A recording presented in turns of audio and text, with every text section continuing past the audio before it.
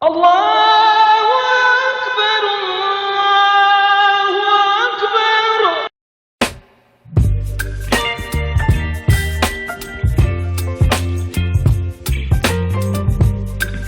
Orang yang baik itu bukan orang yang tidak pernah melakukan dosa. Karena di dunia ini tidak ada seorang pun yang tidak pernah melakukan dosa kecuali para nabi. Sebab nabi oleh Allah diberikan sifat maksum, terhindar daripada maksiat dan dosa. Lalu orang yang baik itu orang yang macam mana? Orang yang sadar kalau dia pernah berbuat maksiat dan dia bertaubat dan berjanji tidak akan pernah mengulangi. Inilah yang dinamakan dengan orang yang baik. Bismillahirrahmanirrahim. Assalamualaikum warahmatullahi wabarakatuh. Alhamdulillahilladzi hadana bitta'atih wa jazarna an ma'siyati wa ashhadu an la ilaha illallah iqraran bi wahdaniyati wa ashhadu anna Muhammadan abduhu wa rasuluh, amma ba'du. Hadirin jamaah muslimin wal muslimat rahimakumullah. Alhamdulillah, puji syukur kita kehadirat Allah atas segala nikmat-nikmat yang telah diberikan kepada kita, sehingga dengan nikmat-nikmat itu Allah masih memberikan kesempatan kepada kita untuk hadir di dalam masjidnya yang tidak lain adalah lissolati, untuk melaksanakan ibadah sholat yang tentunya kita kerjakan dengan cara berjamaah. Semoga masjid yang sekarang kita berada di dalamnya ini kelak akan menjadi saksi di hadapan Allah bahwa kita selama hidup di dunia termasuk golongan orang-orang yang soleh dan solehah. Allahumma amin ya rabbal alamin. Para jamaah yang dirahmati oleh Allah, melanjutkan bahasan kita pada pertemuan minggu yang lalu, Syekh Nawawi di dalam kitabnya menyebutkan suatu kalimat yang kalimat ini diambilkan daripada ba'dul hukama. An ba'dil hukama'i ay al-awliya'i la tahkiru dhunuba as-sighara ay la ta'udduha sighara fa innaha tatasha'abu minha adh-dhunubul kibaru. Para jamaah yang dirahmati oleh Allah, diterangkan oleh sebagian hukama. Hukama ini siapa? Hukama ini nama lain daripada ulama. Jadi dulu pernah Ustaz jelaskan bahwa al-ulama'u salah satu aqsam. Ulama itu terbagi menjadi tiga.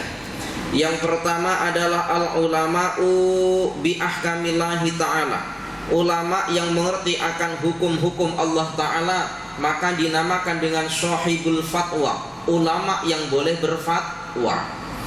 Kemudian yang kedua adalah al-ulama'u bidzatillahi, ulama yang mengerti akan zat-zat Allah Ta'ala, maka yang kedua ini dinamakan dengan hukama, orang-orang yang ahli ma'rifat. Kemudian yang ketiga siapa? Yang ketiga adalah ulama yang mengerti akan hukum-hukum Allah dan juga mengerti akan zat-zat Allah Ta'ala, maka yang ketiga ini dinamakan dengan kubaro namanya. Siapa tadi itu? Sahibul fatwa, hukama, kemudian kubaro.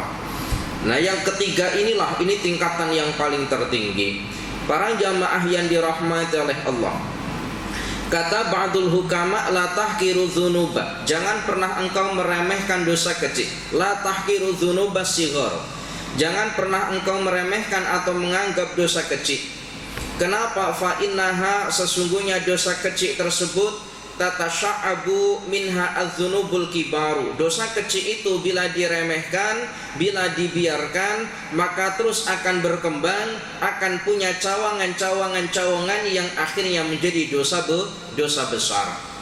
Maka di dunia ini tidak ada dosa besar, kata Sayyidina Ali, kecuali bermula daripada dosa kecil yang tidak lekas ditaubati. Membunuh dosa besar. Mula-mula mengerjakan dosa kecil berupa apa? Begaduh dengan kawannya, saudaranya, orang tuanya. Akhirnya apa? Tidak lekas minta maaf, akhirnya berani membunuh. Begitulah. Para jamaah yang dirahmati oleh Allah, yang demikian ini dikuatkan oleh hadis atau hadis daripada baginda Nabi sallallahu alaihi wasallam, la shaghirata ma'al israri. Tidak dinamakan dosa kecil apabila dikekalkan dosa tersebut. Jadi tidak dinamakan dosa kecil bila kita mengkekalkan daripada dosa tersebut. Wala kabirata ma'al istighfari, dan tidak ada dosa besar ma'al istighfari apabila bersamaan dengan istighfar atau taubat. Para jamaah yang dirahmati oleh Allah, tentu taubat ini bukan hanya taubat melakukan dosa besar lo taubat astagfirullah udah selesai, tidak.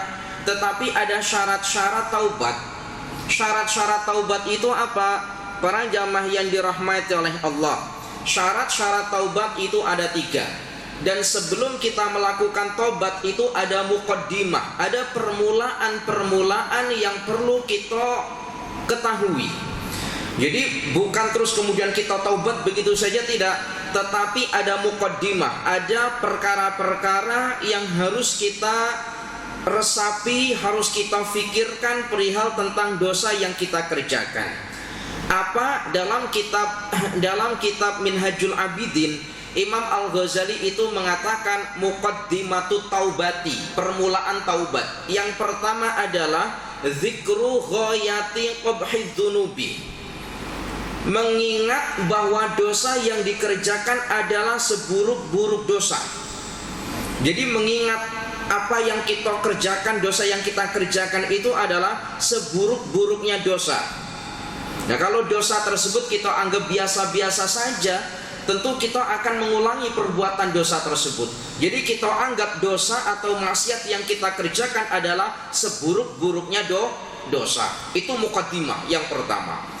Kemudian yang kedua adalah zikru syiddati uqubatillahi azza wa jalla wa alimi sukhtihi wa ghadbihi alladzi la taqata laka bihi. Kemudian yang kedua, kita kena mengingat perihal tentang siksa-siksa Allah dan ancaman-ancaman Allah terhadap orang yang berbuat maksiat. Kita kena ingat, ya Allah, aku telah berbuat maksiat, ya Allah, aku tak sanggup, ya Allah, akan siksamu, ya Allah, aku tak sanggup, ya Allah, akan amarahmu kepada diriku, ya Allah. Ini baru muqaddimah, belum taubat.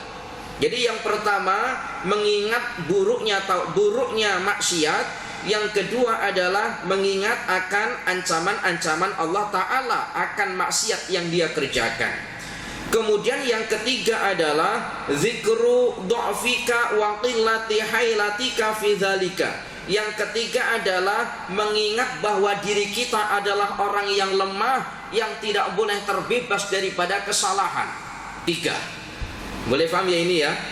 Yang pertama tadi apa? Mengingat bahwa dosa yang kita perbuat adalah seburuk-buruknya dosa. Kemudian yang kedua adalah mengingat bahwa Allah akan ancam, akan berikan siksaan terhadap orang yang melakukan maksiat atau dosa.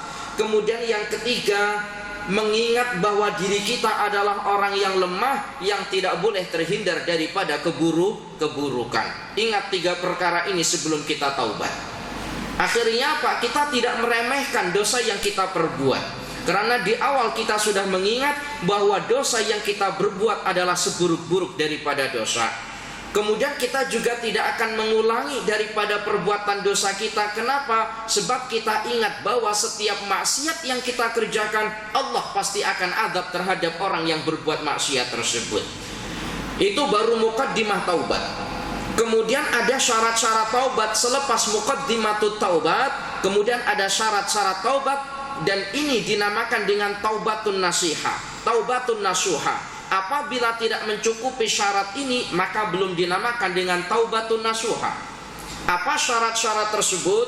Yang pertama adalah, kata Imam Al-Ghazali, meninggalkan maksiat dengan sekuat hati dan dengan betul-betul niat. Jadi kalau semisal kita hanya aku nak tinggalkan perkara maksiat ini, tapi nampak tidak sebenar-benar niat, maka ini tidak dinamakan dengan taubat. Maknanya hanya diremehkan saja. Para jamaah yang dirahmati oleh Allah, contohnya macam ini contoh. Ini ya banyak kejadian. Contohnya macam ini. Ini contoh saja. Ada orang biasa minum khamr. Ada orang biasa minum khamr. Ini contoh-contoh saja. Lalu tiba-tiba orang ini berhenti daripada minum khamr. Tuan sekarang berhenti minum khamr. Iya, saya taubat dah, tak lagi nak minum khamr. Betulkah? Betul. Macam mana kalau hari ini aku belanja? Boleh. Maknanya macam mana? Taubatnya hanya di saat dia tidak ada uang, dia bertaubat. Kalau ada yang belanja, tak ada masalah. Berarti apa niatnya taubat? Hanya sekedar niat saja, tidak dengan sekuat hati. Para jamaah yang dirahmati oleh Allah. Kemudian yang kedua, kata Imam Al-Ghazali, perbuatan dosa yang dikerjakan atau yang pernah dikerjakan itu harus seimbang dengan dosa yang ditinggalkan sekarang. Dosa yang diperbuat, dosa atau perbuatan dosa yang pernah dikerjakan itu harus seimbang dengan dosa yang ditinggalkan pada saat itu. Maknanya macam mana? Maknanya macam ini. Kalau ada orang bertaubat, umpamanya orang ini ahli merompak atau ahli merompak lah umpamanya. Orang ini ahli merompak, ini dosa besar. Harus diimbangi dengan betul-betul segala perbuatan yang berhubungan dengan merompak harus ditinggalkan. Kalau merompaknya ditinggalkan tapi mencurinya tidak, maka tidak dinamakan dengan taubat. Tidak diimbangi dengan meninggalkan perbuatan dosa tersebut. Boleh paham ya ini ya? Ya umpama tadi itu, ada orang maksiat dengan minum minuman khamr umpamanya, taubat meskipun dengan cara macam manapun. Ada orang belanja ke atau dibagi secara free ke, maka tetap tak nak melakukan perbuatan berupa minum khamr. Ini maknanya berimbang. Bukan hanya setakat ketika tak ada uang taubat, tapi kalau tak ada uang, kalau ada orang yang belanja atau ada uang kemudian kembali melakukan taubat, maka jenis taubat ini dinamakan dengan taubat sambal namanya. Apa pula Ustaz taubat sambal? Apa taubat sambal itu? Jadi kalau kami atau saya ini dengan beberapa kawan saya itu menyebutnya atau menggunakan istilah sendiri, itu taubatnya taubat sambal. Bila kita makan sambal, mulut kita pedas, perut kita sakit, itu biasanya macam mana? Biasanya kalau kita disuruh nak makan sambal lagi, minta maaf, taubat dah aku, tak nak lagi makan sambal, sakit dah mulutku, panas mulutku, perutku sakit. 2-3 hari lagi, ketika mulutnya sudah tidak lagi panas, perutnya sudah tidak lagi sakit, ketika makan yang pertama kali ditanya, mana ini sambalnya? Maknanya taubat sambal maknanya. Orang berhenti merokok, Bapak tak merokok, taubat dah, tak nak lagi merokok. Ada kawannya keluarkan rokok, kalau macam ini bolehlah 1. Ini taubat sambal ini namanya. Para jamaah yang dirahmati oleh Allah. Kemudian yang ketiga, syarat daripada taubat kata Imam Al-Ghazali, yang ketiga adalah meninggalkan maksiat atau dosa yang dia kerjakan itu semata-mata karena Allah Ta'ala, bukan karena paksaan dan bukan karena takut terhadap orang lain. Jadi meninggalkan maksiatnya itu ya memang betul-betul takut karena Allah, bukan takut karena orang lain. Ada orang hisab dadah umpamanya, ini contoh. Ada orang berbuat zina atau orang ahli berzina, berbuat dadah, kemudian merompak, lalu meninggalkan semua perkara tersebut. Ditanya, Tuan sekarang sudah meninggalkan perkara-perkara tersebut, betul? Kenapa? Sebab aku takut pada polis, takut nak dipenjara. Apakah ini dinamakan dengan taubat? Jawabnya bukan. Sebab takutnya bukan karena Allah, takutnya karena sesuatu perkara yang lain. Para jamaah yang dirahmati oleh Allah, saya ini pernah punya driver, orang Kelantan sini, orang Kota Baru sini. Di tahun 2014 ini hanya pengalaman saja. Jadi ada orang yang jual dadah ketangkap polis. Ustaz tak sebut nama tapi orang Kelantan sini. Di penjara, entah berapa tahun lamanya di penjara. Bila nak keluar daripada penjara, itu tuan mudir saya yang pertama kali ambil daripada penjara. Di saat orang tak nak berjumpa dengannya, tapi tuan mudir saya inilah yang pertama kali ambil dia, lalu bawa ke pondok. Subhanallah, tabarakallah. Akhirnya apa? Betul, Ustaz nampak betul luar biasa ibadahnya, menyesal atas perbuatannya. Subhanallah, tabarakallah. Para jamaah yang dirahmati oleh Allah, maka begini, orang yang baik ini coba kita pikirkan. Orang yang baik itu bukan orang yang tidak pernah melakukan dosa. Karena di dunia ini tidak ada seorang pun yang tidak pernah melakukan dosa kecuali para nabi. Sebab nabi oleh Allah diberikan sifat maksum, terhindar daripada maksiat dan dosa. Lalu orang yang baik itu orang yang macam mana? Orang yang sadar kalau dia pernah berbuat maksiat dan dia bertaubat dan berjanji tidak akan pernah mengulangi. Inilah yang dinamakan dengan orang yang baik. Jadi enggak ada, orang itu baik, kenapa tak pernah melakukan dosa? Tidak ada. Manusia tidak terhindar daripada perbuatan maksiat dan salah kecuali para nabi. Maka orang yang baik adalah orang yang sadar pernah melakukan kesalahan. Sebab kalau kita tidak sadar, merasa bahwa diri kita tidak pernah melakukan dosa, diri kita tidak pernah melakukan maksiat umpamanya, tidak pernah melakukan khilaf, itu tandanya kita sombong. Para jamaah yang dirahmati oleh Allah, para jamaah yang dirahmati oleh Allah, jom kita tak tahu dah apakah setakat ini ada dosa yang kita kerjakan sengaja atau tidak sengaja. Ya sudah, kita senantiasa memohon ampunan kepada Allah Ta'ala. Sebab ada satu riwayat bahwa baginda Nabi Sallallahu Alaihi Wasallam itu setiap hari tidak kurang daripada 100 kali memohon ampunan kepada Allah. Padahal baginda Nabi maksum, Allah janjikan surga, tetapi baginda Nabi masih senantiasa memohon ampunan kepada Allah. Lalu macam mana dengan kita? Diajak zikir selepas ibadah sholat fardu saja susah luar biasa. Nah ini, jom kita perbanyak zikir kita kepada Allah Ta'ala.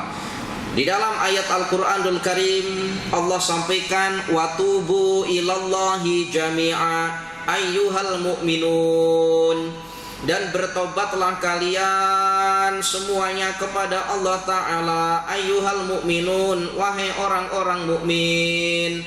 Kemudian dilanjutkan oleh Allah, la'allakum tuflihun, supaya engkau memperoleh kejayaan. Jadi kalau kita nak memperoleh kejayaan, itu dimulai dengan taubat terlebih dahulu. Bukan kita memperoleh kejayaan baru kita mendekatkan diri kepada Allah. Salah.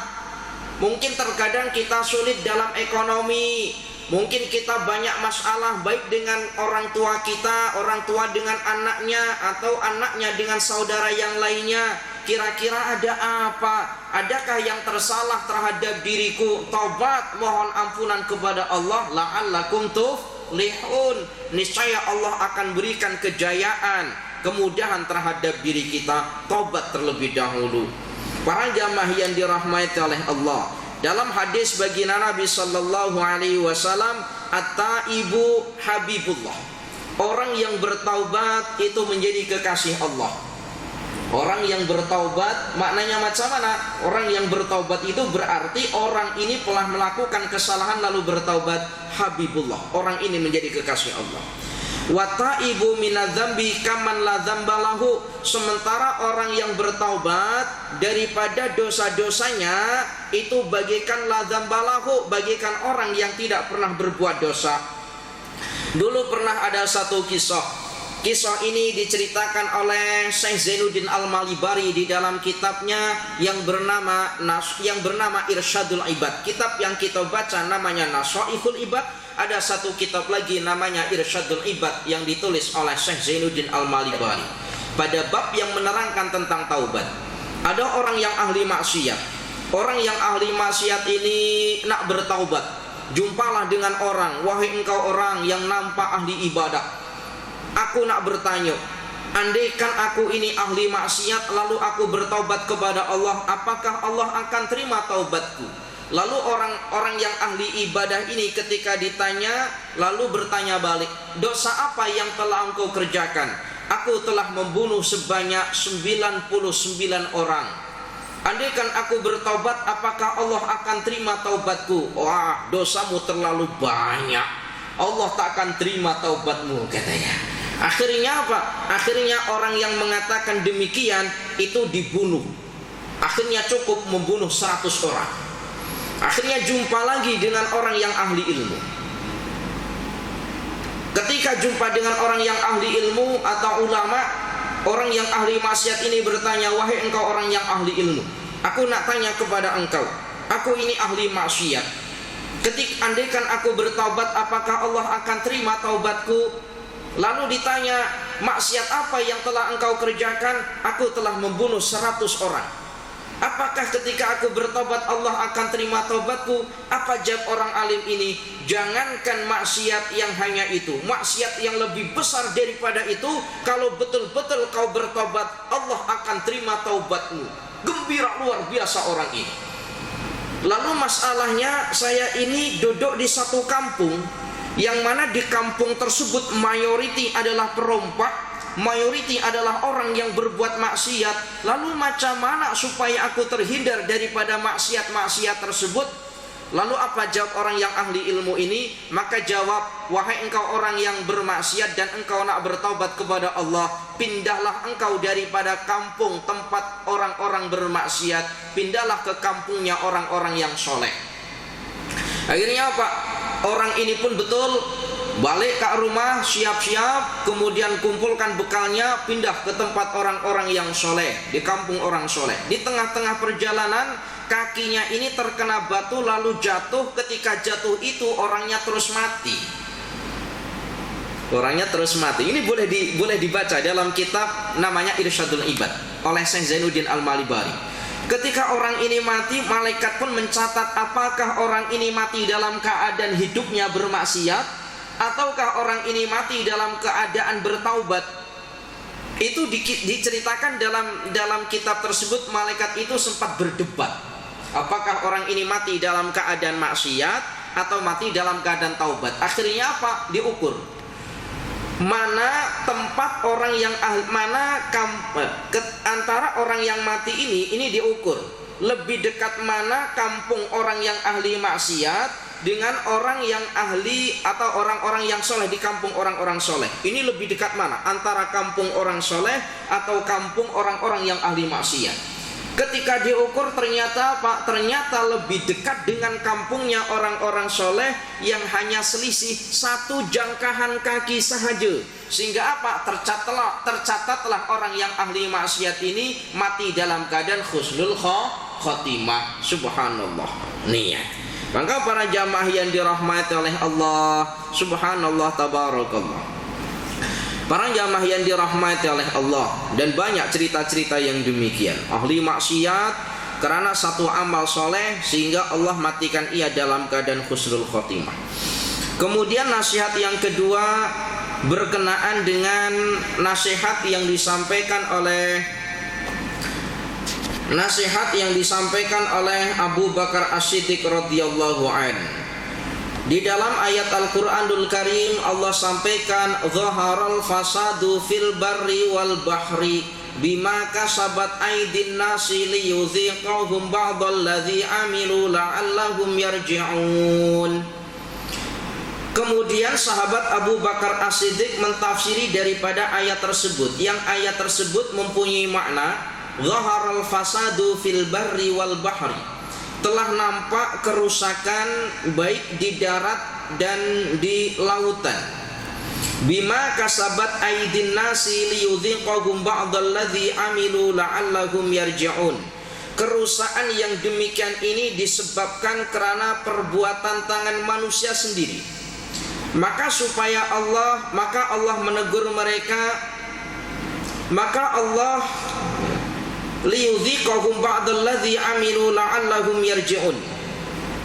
supaya mereka merasakan daripada sebab akibat perbuatan mereka. Allah turunkanlah kerusakan-kerusakan tersebut. Tujuannya apa? Tujuannya agar mereka kembali kepada jalan yang benar. Jadi kerusakan di dunia ini, baik di lautan ataupun di daratan, itu disebabkan karena tangan manusia. Bila sudah rusak, Allah nak tunjuk bahwa ini semuanya adalah sebab perbuatanmu, dan kembalilah kepada jalan yang betul. Para jamaah yang dirahmati oleh Allah. Lalu Abu Bakar As-Siddiq mentafsiri ayat yang di atas tadi, al-barru atau daratan. Itu maknanya apa? Daratan itu kata sahabat Abu Bakar As-Siddiq dimaknai dengan al-lisan. Daratan itu adalah bermakna lisan. Lisan ini lisan. Sementara wal bahru laut itu bermakna al-qalbu, hati maknanya. Kerusakan di dunia ini ada kalanya disebabkan karena lisan, dan ada kalanya disebabkan karena hati. Para jamaah yang dirahmati oleh Allah. Kemudian sahabat Abu Bakar As-Siddiq menjelaskan, fa'idha fasadal lisanu bakat alihin nufusu, wa idha fasadal qalbu bakat alihil malaikatu. Bila yang rusak itu adalah lisan, maka manusia akan menangis. Bila kerusakan itu disebabkan karena lisan, maka manusia akan menangis. Seperti apa kerusakan yang disebabkan dengan lisan? Umpamanya lisan kita ini umpamanya berkata buruk, akan berdampak kepada orang lain. Akhirnya orang lain pun akhirnya rugi, menangis. Karena lisan kita umpamanya apa? Umpamanya berbuat kerusakan, umpama menghibah, membicarakan keburukan orang lain, maknanya merugikan orang lain. Lisan. Para jamaah yang dirahmati oleh Allah. Wa idza fasadal qalbu bakat alaihil malaikatu, dan apabila hatinya yang rusak, maka menangislah para malaikat. Apa kerusakan yang disebabkan oleh hati? Abu Bakar As-Siddiq menjelaskan, rusaknya hati itu seumpama orang berbuat riya, tunjuk-tunjuk diri. Jadi tunjuk-tunjuk diri itu berkenaan dengan hati. Hatinya merasa bangga, lalu tunjukkan apa-apa yang dia miliki di hadapan orang lain. Nah, ini maknanya adalah riya, nak tunjuk-tunjuk diri. Para jamaah yang dirahmati oleh Allah, subhanallah, tabarakallah. Di dalam kitab Minhajul Abidin, Imam Al-Ghazali memberikan contoh, termasuk orang yang riya atau orang yang tunjuk-tunjuk diri. Jadi Imam Al-Ghazali menceritakan ada seorang ulama, yang mana seorang ulama ini ketika ada majlis-majlis, ada seorang ulama ketika ada majlis-majlis, maka ulama ini ketika dijemput tak nak datang di majlis-majlis tersebut, tak nak datang. Setiap dijemput tak nak datang. Lalu satu hari ulama ini ditanya, wahai engkau orang yang ahli ilmu, kenapa setiap kali ada majlis aku tak nampak engkau? Kenapa? Lalu apa jawab daripada orang yang ahli ilmu itu? Jawabnya begini, kebanyakan kalau ada majlis, kebanyakan kalau ada majlis tertentu, orang yang biasanya memakai kain-kain atau memakai baju biasa. Orang ketika ada majlis, ketika tidak ada majlis, dia memakai baju biasa sahaja, memakai kasut yang biasa sahaja. Ketika tidak ada majlis, mungkin orang tidak memakai banyak perhiasan, tetapi ketika ada majlis, orang datang dengan memakai baju mewahnya, dengan memakai kasut yang mahalnya, dengan memakai perhiasan yang banyaknya. Kira-kira tujuannya apa? Tujuannya apa kira-kira? Untuk dilihat, betul ya? Untuk dilihat. Maka yang demikian ini, kata ulama ini, maka yang demikian itulah yang dinamakan dengan riya, tunjuk-tunjuk diri dengan apa yang dia miliki. Maka hati-hati sekali para jamaah, hati-hati sekali. Para jamaah yang dirahmati oleh Allah, maka dengan saya tidak hadir tersebut, setidaknya saya mengurangi akan sifat riya tersebut. Ya Allahu ya Karim. Para jamaah yang dirahmati oleh Allah, para jamaah yang dirahmati oleh Allah, maka hati-hati perihal tentang sifat riya ini atau tunjuk-tunjuk diri ini. Hari raya, insya Allah Hari raya sekarang ini ada sampai kedai-kedai yang menyewakan apa? Menyewakan handphone untuk hari raya. Ada ya? Selama hari raya kedai menyewakan handphone, iPhone lah, apalah semuanya. Selama hari raya dihitung per hari. Ada kedai-kedai yang menyewakan apa? Emas perhiasan untuk hari raya sahaja. Dan banyak orang yang menyewa emas, menyewa handphone. Tujuannya untuk apa? Supaya nampak oleh orang lain. Ya Allah ya Karim. Ada tidak kira-kira jamaah yang macam tuh? Coba angkat tangan kalau ada. Semoga tidak ada, semoga tidak ada. Para jamaah yang dirahmati oleh Allah. Kemudian nasihat yang kedua, nasihat yang ketiga masih sama di dalam kitab Nashaihul Ibad, perihal tentang bahaya mengingkari nikmat dan perihal tentang bahaya mengingkari nikmat. Syekh Nawawi mengutip ayat la in syakartum wa ita'azzana rabbukum la in syakartum la azidanakum wa la in kafartum inna azabi lasyadid. Wa ita'azzana, dan tatkala Tuhanmu, wa ita'azzana rabbukum, dan tatkala Tuhanmu memaklumkan kepada engkau, la in syakartum, apabila kalian bersyukur, la azidanakum, maka aku Allah akan menambahkan nikmat-nikmat tersebut. Ini sudah dimaklumkan oleh Allah Ta'ala kepada diri kita. Apabila kita bersyukur dengan nikmat, Allah akan tambah nikmat tersebut. Tetapi wala in kafartum, bila kalian ingkar atas nikmat-nikmat yang telah diberikan oleh Allah, maka ingatlah kata Allah, inna adzabi lasyadid, sungguh siksaku sangat pedih. Terkadang kita syukur nikmat itu hanya nikmat-nikmat yang nampak oleh mata. Allah berikan harta, baru kita bersyukur, alhamdulillah. Allah berikan kita nikmat jawatan, baru kita syukur, alhamdulillah. Allah berikan kita nikmat sehat, baru kita bersyukur, alhamdulillah. Kenapa? Sebab semuanya itu nampak oleh mata kita. Tetapi ada nikmat-nikmat yang nikmat ini lebih besar dibandingkan dengan nikmat yang nampak oleh mata kita, tetapi nikmat ini jarang sekali kita syukuri. Berupa nikmat apa? Tidak lain adalah berupa nikmat iman dan nikmat Islam. Alhamdulillah ala nikmatil imani wal Islam, wa huma min a'dhamin ni'ami wa kafa bihima min ni'mah. Alhamdulillah, segala puji teruntukmu ya Allah atas nikmat iman dan nikmat Islam, yang mana kedua nikmat ini adalah sebesar-besarnya nikmat dan sudah tercukupi dari sekian banyaknya nikmat di dunia. Sudah cukup dengan dua nikmat ini, nikmat iman dan nikmat Islam. Dan ini adalah nikmat yang terbesar yang oleh Allah berikan kepada kita. Pernah ada seorang ulama ditanya oleh jamaahnya, wahai Tuan Guru, nikmat apakah yang terbesar yang oleh Allah berikan kepada kita? Lalu beliau menjawab, nikmat yang paling besar yang oleh Allah berikan kepada engkau adalah nikmat yang ketika berada di dunia kau menikmatinya, dan ketika berada di akhirat pun juga sama, kau masih tetap menikmatinya. Apa itu? Harta di dunia saja kita menikmatinya. Sehat di dunia kita nanti pun sebelum mati kita akan sakit. Maknanya tidaklah selamanya kita sehat. Nikmat apa yang di dunia kita menikmatinya, di akhirat juga akan menikmatinya. Tidak lain adalah nikmat iman dan nikmat Islam. Maka bersyukurlah dengan nikmat iman dan nikmat Islam tersebut. Para jamaah yang dirahmati oleh Allah, kalau kita kira berapa banyak sih nikmat yang oleh Allah berikan kepada kita, lisan kita tidak mampu menyebutkan angkanya karena sangat banyaknya nikmat yang oleh Allah berikan kepada kita. Sampai-sampai apa? Nikmat yang terkecil saja coba kita pikirkan. Berupa apa nikmat yang terkecil itu?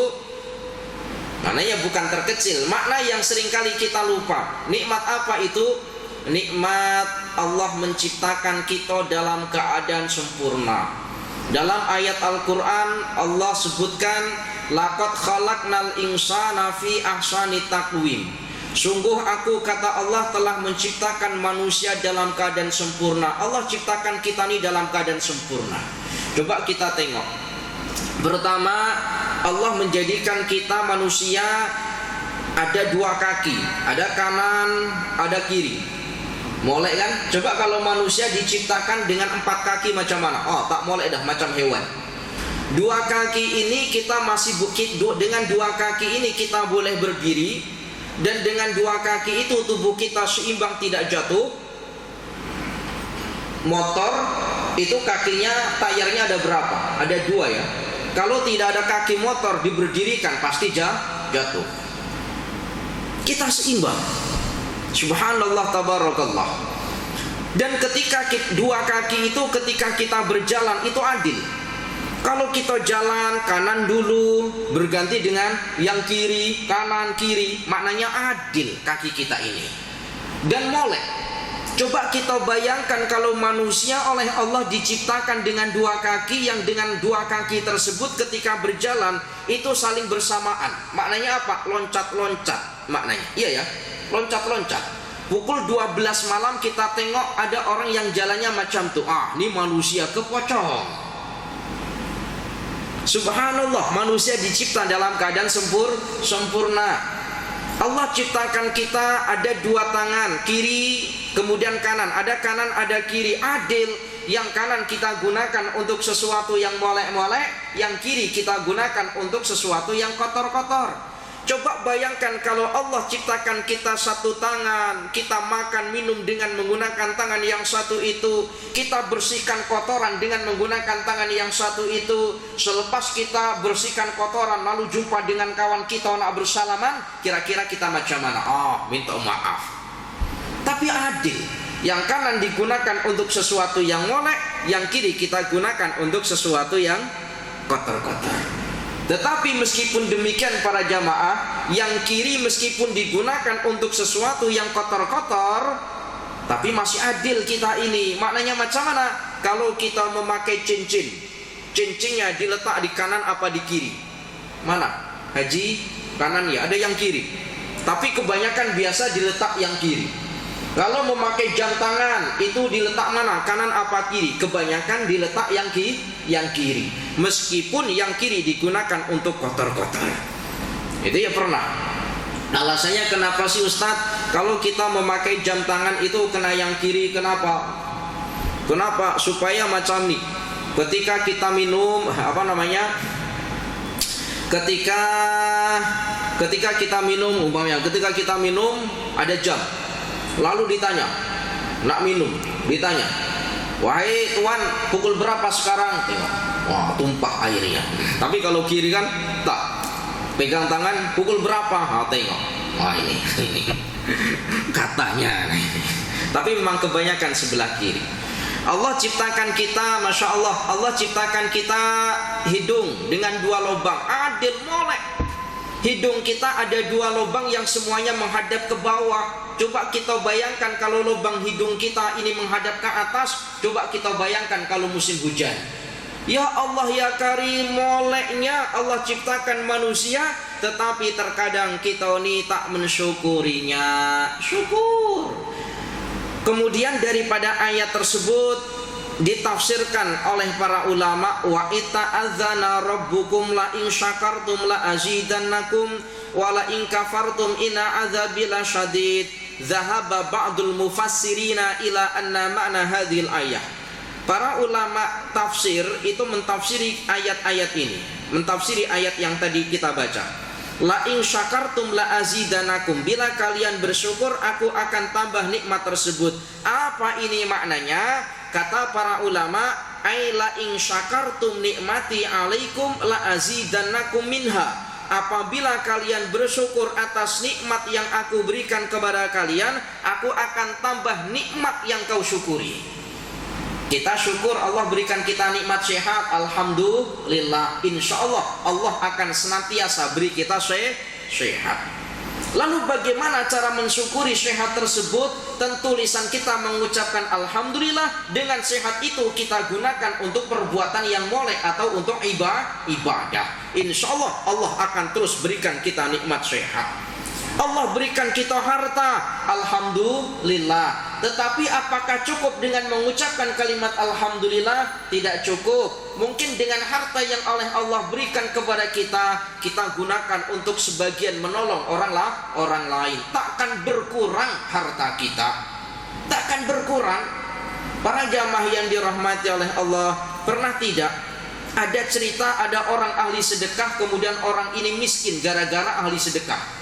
Tidak ada cerita. Yang ada semakin bertambah hartanya. Saya ini beberapa kali membuktikan. Maknanya beberapa kali kejadian. Pernah ada orang yang niaganya ini tidak laku di bulan Ramadan.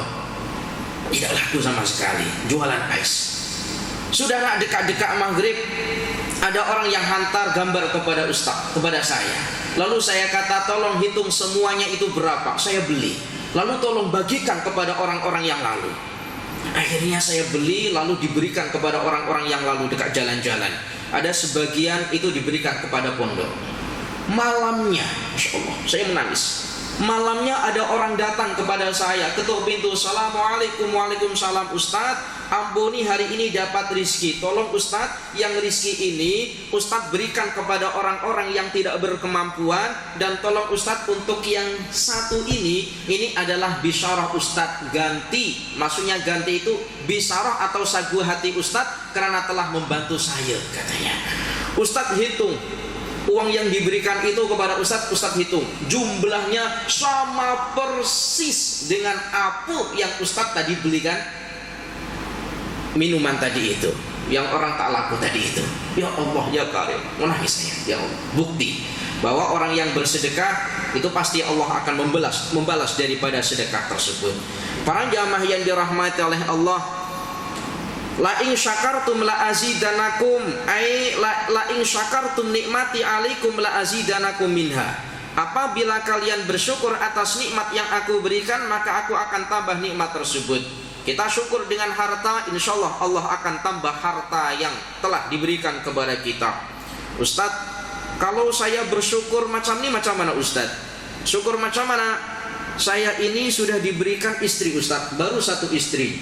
Lalu saya bersyukur, alhamdulillah. Kira-kira ditambah lagi ke tak Ustaz? Jawab sendiri-sendirilah. Boleh paham ya ini ya? Alhamdulillah ditanya, Tuhan, kenapa? Dah ada istri, alhamdulillah sudah satu. Bangga betul Tuhan, alhamdulillah iya. Kenapa? Sebab kalau kita bersyukur, Allah akan tambah nikmatnya. Ini tafsiran ya, maknanya macam nih. Bila kita bersyukur dengan perkara tadi, ya tentu Allah pasti akan menambah nikmat itu. Tapi nikmat itu apakah harus berupa tambah 2, 3? Tidak harus. Umpamanya apa? Umpamanya kita diberikan anak-anak yang soleh, diberikan kerukunan dalam rumah tangga. Subhanallah, tabarakallah, itu pun satu nikmat. Para jamaah yang dirahmati oleh Allah, sedikit lagi. Wa aurada asy-Syaukani anna ma'na hadhil ayah amun li jami'an wa'in ni'ami.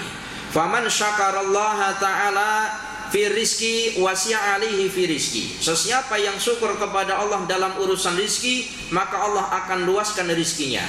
Wa man syakarahu ala ta'ati, dan sesiapa yang syukur atas nikmat berupa ta'at. Berupa taat itu apa? Syukur Allah berikan kita nikmat. Boleh duduk di masjid, sholat berjamaahnya, boleh iktikafnya, boleh puasanya. Maka macam mana? Zadahu min ta'atihi, Allah akan tambah nikmat berupa taat terhadap orang tersebut. Maka syukuri, alhamdulillah. Tidak semua orang oleh Allah berikan kesempatan untuk boleh hadir di masjid ini. Maka syukuri. Wa kadzalika al-halu fi sihhati wal waladi wa ghairi dzalika. Begitu juga dengan urusan nikmat sehat. Bila kita syukuri sehat tersebut, insyaallah Allah akan tambah sehat kita. Subhanallah, tabarakallah. Cukup. Insyaallah kita lanjutkan pada pertemuan yang akan datang. Insyaallah. Al-afu minkum. Ihdinas siratal mustaqim. Mohon maaf apabila ada kesalahan. Ihdinas siratal mustaqim. Tsumma assalamu alaikum warahmatullahi wabarakatuh.